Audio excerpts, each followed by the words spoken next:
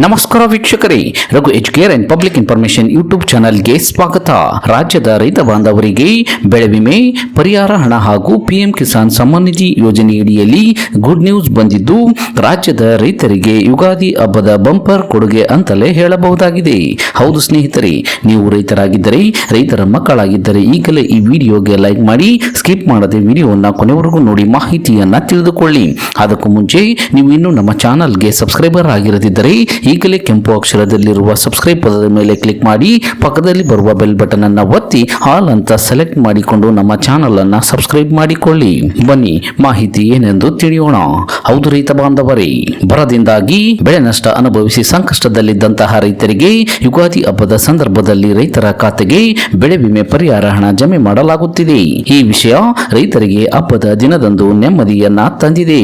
ಬರ ಪರಿಸ್ಥಿತಿಯಿಂದಾಗಿ ರೈತರು ಬೆಳೆ ನಷ್ಟ ಅನುಭವಿಸುತ್ತಿದ್ದರು. 2023-24 ಸಾಲಿನ ಪ್ರಧಾನಮಂತ್ರಿ ಫಸಲ್ ಬಿಮಾ ಯೋಜನೆಯ ಮೊತ್ತವನ್ನು ರೈತರ ಖಾತೆಗೆ ಬರ ಪರಿಸ್ಥಿತಿಯಿಂದಾಗಿ ರೈತರು ಬೆಳೆ ನಷ್ಟ ಅನುಭವಿಸಿದ್ದರು. 2023-24 ಸಾಲಿನ ಪ್ರಧಾನಮಂತ್ರಿ ಫಸಲ್ ಬಿಮಾ ಯೋಜನೆಯ ಮೊತ್ತವನ್ನು ರೈತರ ಖಾತೆಗೆ ವರ್ಗಾವಣೆ ಮಾಡಲಾಗುತ್ತಿದೆ.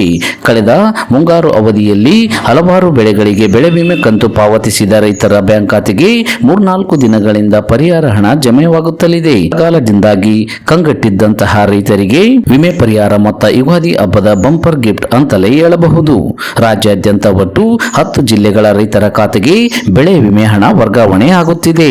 ಚಿತ್ರದುರ್ಗ, ಕಲಬುರಗಿ, ಹಾವೇರಿ, ಕೊಪ್ಪಳ, ಧಾರವಾಡ, ಗದಗ್, ಬೀದರ್, ಹಾಸನ ಮತ್ತು ವಿಜಯಪುರ ಜಿಲ್ಲೆಯ ರೈತರಿಗೆ ಬೆಳೆ ವಿಮೆ ಹಣ ಜಮಾವಣೆ ಆಗುತ್ತಲಿದೆ. ಒಂದು ವಾರದ ಒಳಗಾಗಿ ಎಲ್ಲಾ ರೈತರಿಗೂ ಪರಿಹಾರ ಹಣ ಪೂರ್ತಿಯಾಗಿ ವರ್ಗಾವಣೆಯಾಗಲಿದೆ ಎಂದು ಕೃಷಿ ಇಲಾಖೆ ಮಾಹಿತಿಯನ್ನ ನೀಡಿದೆ. ಒಟ್ಟು 1,400 ಕೋಟಿ ರೂಪಾಯಿ ವಿಮೆ ಮೊತ್ತವನ್ನ ಬಿಡುಗಡೆ ಮಾಡಲಾಗುತ್ತಿದೆ.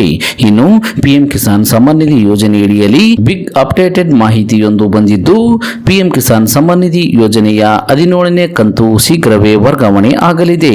ಹೌದು, ಈ ಯೋಜನೆಯಡಿಯಲ್ಲಿ ಇಲ್ಲಿಯವರೆಗೂ 16 ಕಂತುಗಳವರೆಗೆ ಹಣವನ್ನು ರೈತರ ಬ್ಯಾಂಕ್ ಖಾತೆಗೆ ವರ್ಗಾವಣೆ ಮಾಡಲಾಗಿದೆ.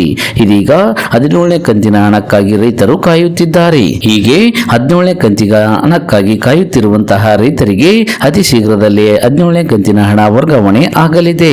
ಮೇ ತಿಂಗಳ ಕೊನೆಯ ವಾರದಲ್ಲಿ 17ನೇ ಕಂತಿನ ಹಣ ವರ್ಗಾವಣೆ ಆಗಲಿದೆ ಎಂದು ಮಾಹಿತಿ ಬಂದಿದೆ. ಕೆವೈಸಿ ಪ್ರಕ್ರಿಯೆ ಮಾಡಿ ಮುಗಿಸಿದಂತಹ ರೈತರಿಗೆ 17ನೇ ಕಂತಿನ ಹಣ ಯಾವುದೇ ತೊಂದರೆ ಇಲ್ಲದೆ ಸಿಗಲಿದೆ. ಇನ್ನು ಯಾರು ಈ ಕೆವೈಸಿ ಪ್ರಕ್ರಿಯೆಯನ್ನ ಮಾಡಿ ಮುಗಿಸಿಲ್ಲವೋ ಅಂತವರು ಬೇಗನೆ ಈ ಕೆವೈಸಿ ಪ್ರಕ್ರಿಯೆಯನ್ನ ಮಾಡಿ ಮುಗಿಸಿ 17ನೇ ಕಂತಿನ ಹಣವನ್ನ ಅತಿ ಶೀಘ್ರದಲ್ಲೇ ತಮ್ಮ ಬ್ಯಾಂಕ್ ಖಾತೆಗೆ ಪಡೆದುಕೊಳ್ಳಬಹುದಾಗಿದೆ.